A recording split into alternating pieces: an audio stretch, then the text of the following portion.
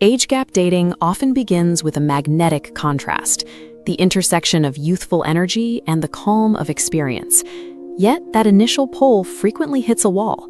The chemistry vanishes, replaced by an awkward, unexplained emotional distance.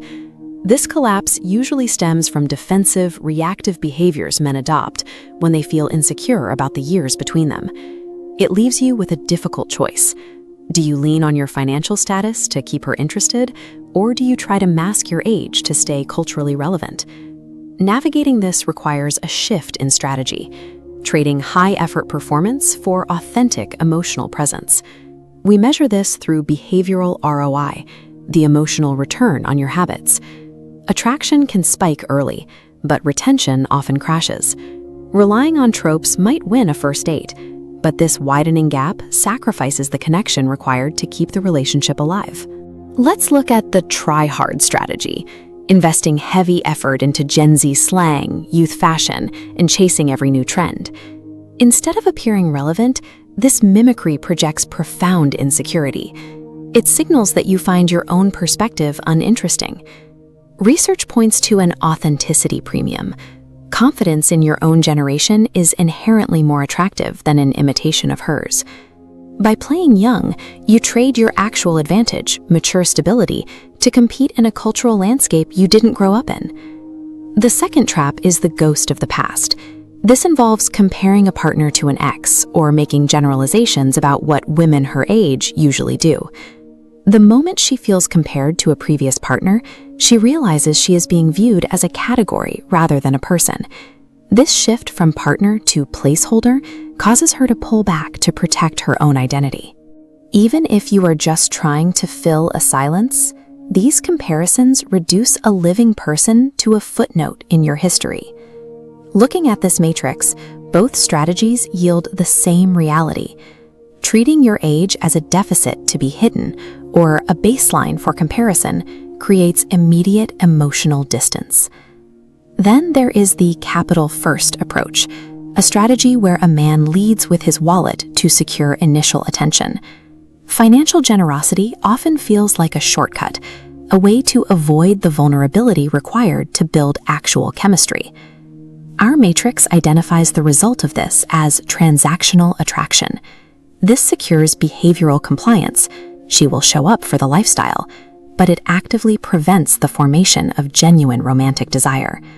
When generosity feels like an obligation, younger women instinctively retreat. They want presence, not a payment plan. This strategy creates a cycle of high financial maintenance with very little emotional yield. Money can buy a physical presence at the table, but it cannot purchase the authentic intimacy required for a bond to last. We also see the ego-first mentor archetype, the habit of using life experience to dominate conversations and explain the world to her. This strategy establishes intellectual dominance, but it destroys emotional safety. Being talked down to makes a partner feel small, which effectively ends any romantic or physical chemistry.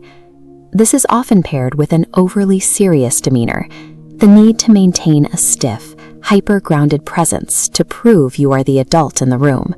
Extreme seriousness creates a heavy dynamic. It makes being with you feel like a responsibility rather than an escape. As the matrix completes, you see that lecturing and hyper-seriousness eliminate emotional playfulness, the tension that actually generates physical attraction.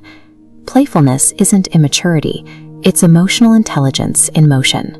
It acts as the bridge between maturity and the chemistry she's looking for.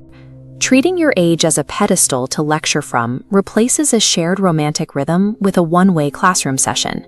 Successful age gap dating is about owning your side of the gap with confidence. If you have relied on your wallet, you have to accept that money is a crutch. You must move toward the risk of being seen for who you are. If you are performing for relevance, stop.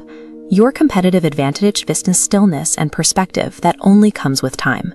Follow this high ROI maturity audit, authentic presentation, emotional curiosity, and playful tension. To check these off, you have to drop the ego and the performance.